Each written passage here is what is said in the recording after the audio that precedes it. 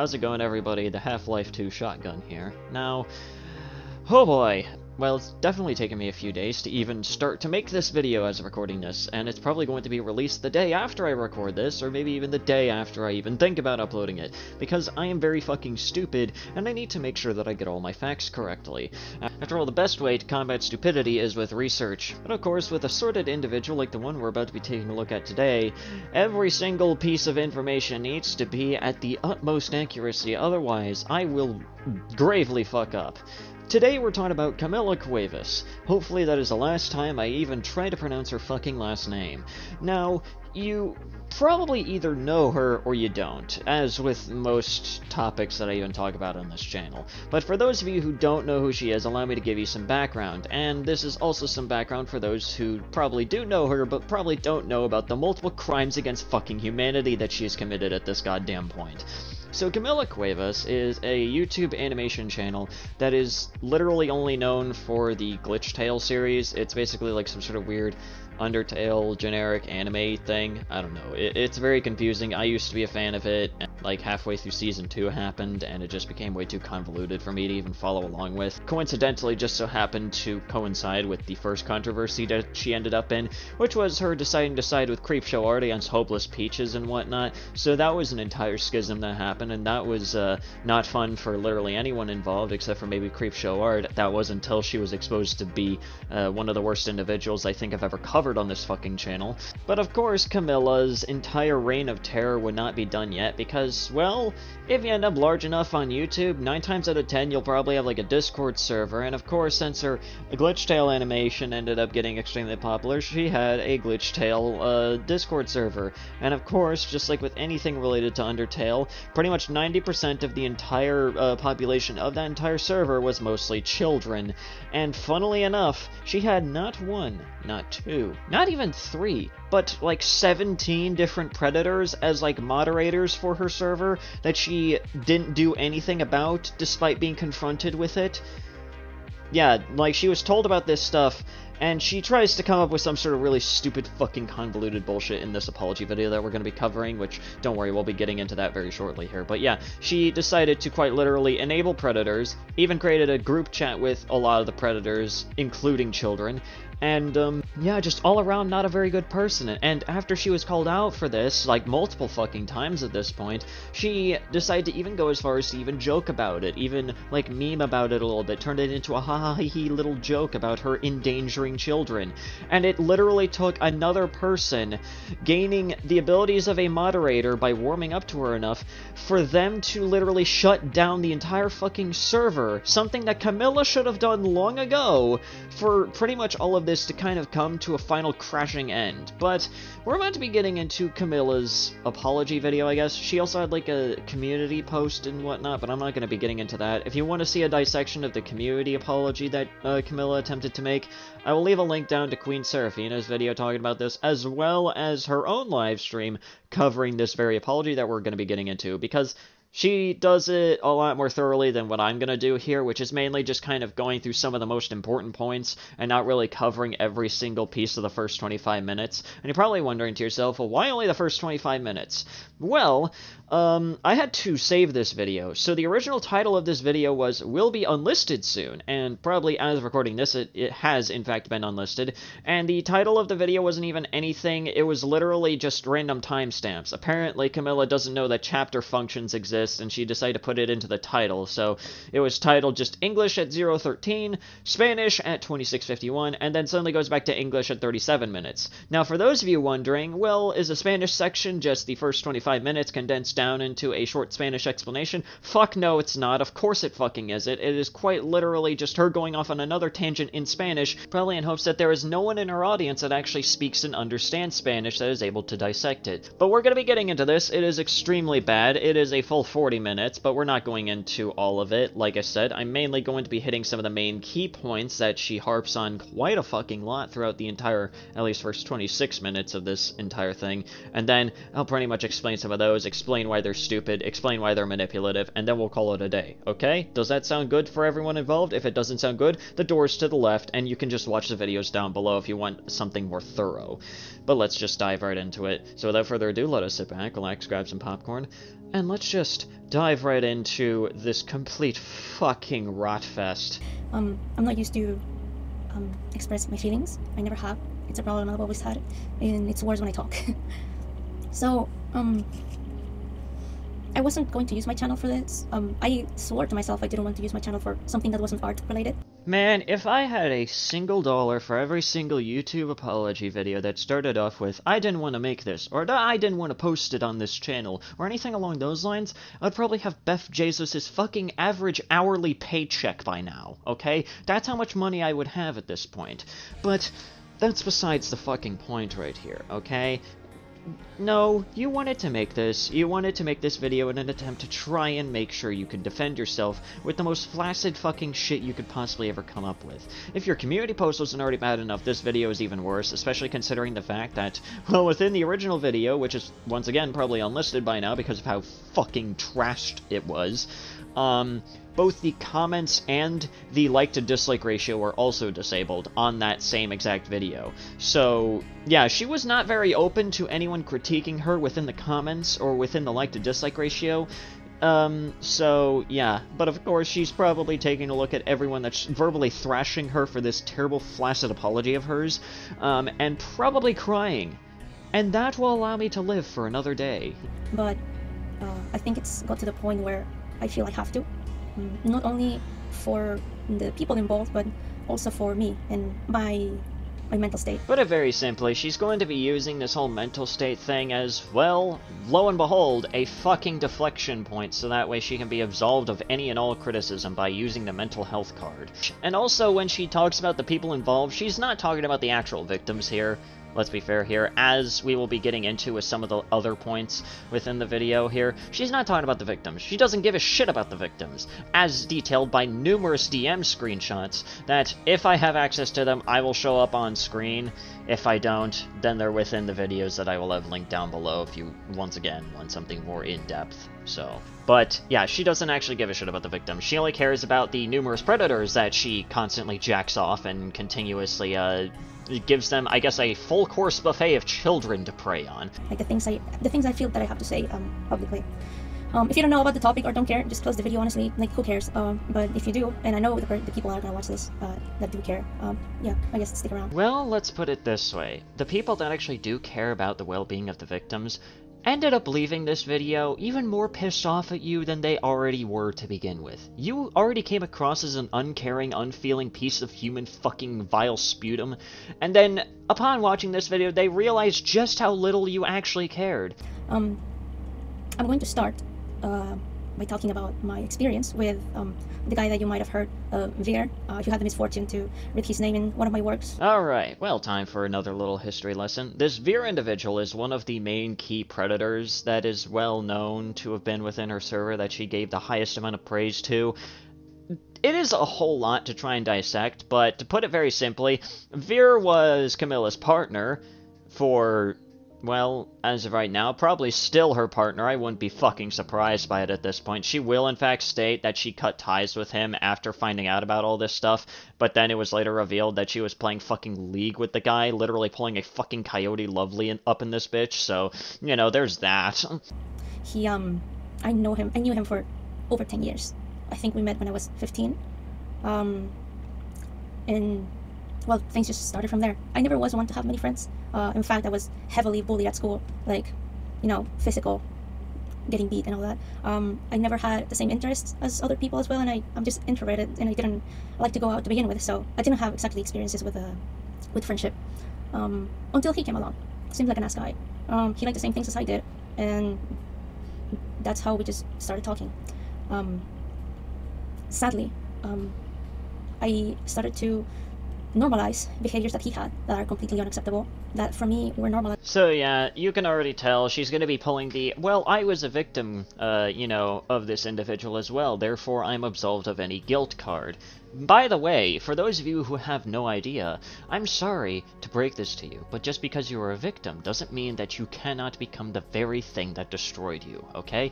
It doesn't mean that you're absolved of becoming an abuser yourself, because guess what? The amount of times that I've seen people that were originally victims become abusers is way too much to fucking count at this point, and once again, I would probably have Beth Jesus' fucking yearly salary by now for the amount of times I've seen shit like that happen. Like, you know, he will ask me for nudes every day, and then I'm like, no, that's gross. Like, and haha, alright, just kidding. But then do it again and again and again. He would speak super sexually towards me. I never found the point in it. Even when I was a minor back then, I don't know. I'm asexual myself, so that kind of thing, I don't see the point in them. Holy fucking shit. Once again, another amazing card right here, which is extremely fucking stupid. I'm asexual, therefore it's obvious that I would see this as normal. Bitch, I know asexual people that know that what you have done is wrong. You fucking Neanderthal. What is genuinely wrong with you for you to actually use this as a fucking defense? You know, just the guy behind the screen. It was my mistake. So, on top of normalizing behavior that wasn't good, practically he would pick my friends. His friends were my friends. He basically had control over my circle of people to which I talked to. He forced me to call him my boyfriend, even though he knew I was asexual. Never once did I express any love for him. No, nothing. Yeah, I find that extremely hard to fucking believe. I might as well just kind of ask Riot, hey, are you okay? Is your girlfriend, like, forcing you to state that she is as such? Blink twice if you're okay. And, well, years passed. I knew him when I wasn't even animating. It was a long time. Years and years of being with him and owning him numbed my judgment and my perception of things that they were warped, basically. I don't know how to express it well in English. My social ineptitude and my own incompetence when it comes to manage a community led me to leave him in charge. By the way, this is once again yet another lie, because she actually still had control over the entire server, and she would make multiple decisions that would actually fly in the face of some of the more level-headed moderators that weren't fucking disgusting kitty diddlers, so yeah, she didn't leave anyone in charge. She was, in fact, the one that was mainly in charge, and she is just straight up bold-faced lying in this one. We, as a family, had a very rough time.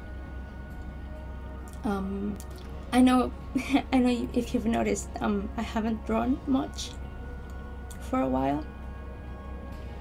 Last animation was about Gaster, and that's because I was Nobody cares! I had already, but that year, my grandpa, someone that I consider my dad, because he's the one that taught me a lot of things, an incredible person, and he had terminal cancer. I don't know, like, you always hear people talking about cancer and how it sucks, and it really sucks, but I don't think you would understand unless you live it, face to face with someone, and seeing that slow process that is so painful and awful to someone that you love so much. I was just devastated. Honestly, 2022 was probably the worst year of my life. Like, crying every day was just part of the routine at that point. I don't know, I hope you never get to feel the kind of anguish and sadness that just makes you fall to the floor and just completely break down. Well, this is once again yet another thing that she brings up as justification for why she decided to normalize and allow multiple predators within her own fucking Discord server. She quite literally tries to make this claim that, well, because of the fact that I had to go through my own family member passing away of cancer, it caused me to completely forget any form of moral compass in the fucking slightest. Listen, okay? I'm gonna quickly let you guys know something here, okay? I have experienced 2 different family members slip away by that icy grip of death caused by cancer. I've seen that shit happen. And hell, I will add on yet another thing. There was one of my ferrets, my first ferret actually, who ended up going out in one of the most traumatizing ways possible. And you know what? I might as well just go into it to just kind of prove a point here, okay? So first, there was my biological father. Now, he ended up dying when I was young, and I didn't get to know him that well, which ultimately led me to not have exactly the strongest feelings in either direction about his passing. I understand that probably sounds extremely cruel, but that's just kind of how it works.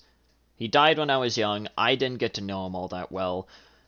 But from what I've heard, apparently my overall, like, sense of humor and some parts of my own personality I kind of ended up getting from him. So at least I have him to thank for that. And he was just an overall genuinely, like, you know, very outgoing person in life, apparently. Once again, I never got to know him all that much, but hopefully, you know, overall I'm getting all that correct. Then there was my grandmother. Now, my grandmother, unlike my father, I knew throughout pretty much most of my life. I knew her for a long time.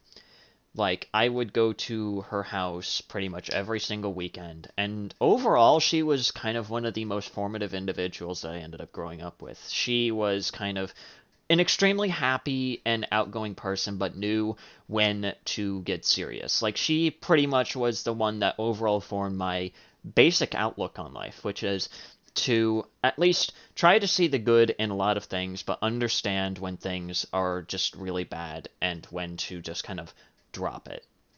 Like, she was one of the nicest people that I think I know of, and she ended up slipping away due to pancreatic cancer, and that really hit me hard, because, once again, I knew her for my entire life.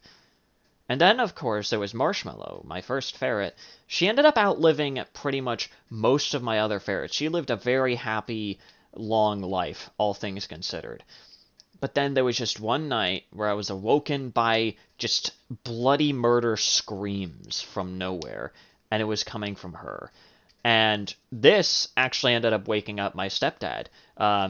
You may know him as Destin Goblin, and he can definitely corroborate with me on this one. He can definitely back me up on this one, because we were both there when it happened. He ended up busting through my bedroom door, wondering what was going on, and I was there, like, over Marshmallow, watching as she was, like, thrashing around and screaming.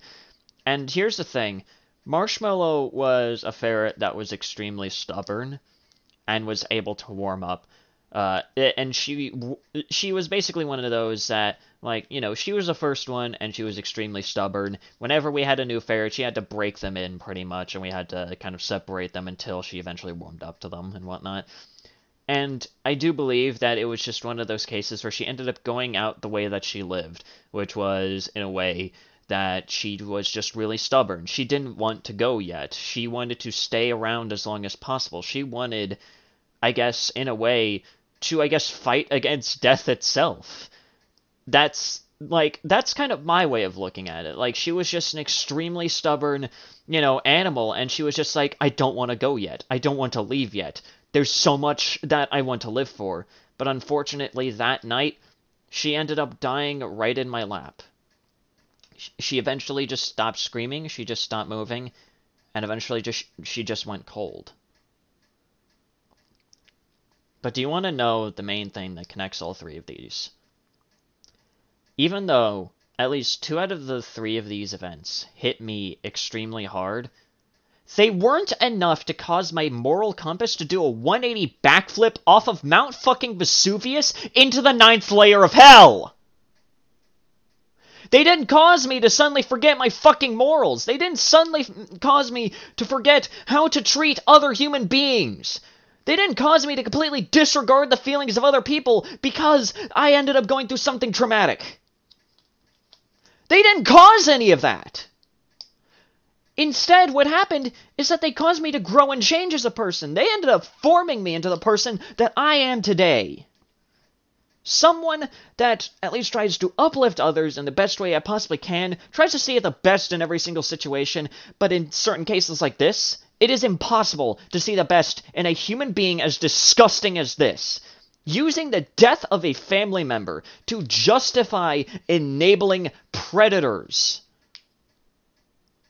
I said that I was going to be going towards the 25-minute mark, but unfortunately this is just far too fucking sickening. There's no more. We are done here. What have we learned here today? Absolutely fucking nothing, apparently. I need a minute. I need a fucking minute. Okay, I'm back. Had a nice glass of mango juice. We're gonna do the outro, and we're never touching this person again. As far as I can try and muster to not talk about this again. This is the angriest I think I've gotten while making a video. Like, the most genuinely angry. Because this pisses me off. But anyways, that's it for today's video. If you guys enjoyed today's video, please consider leaving a like. That's very well appreciated. Leave a comment down below what you thought about the video, what you want me to talk about next. And also, go ahead and subscribe if you're new and you want to see more content such as this. Also, go ahead and follow me on Twitter. I don't have a joke for this one. But yeah, anyways guys, this has been Sanity. I'm gonna jump off a fucking cliff.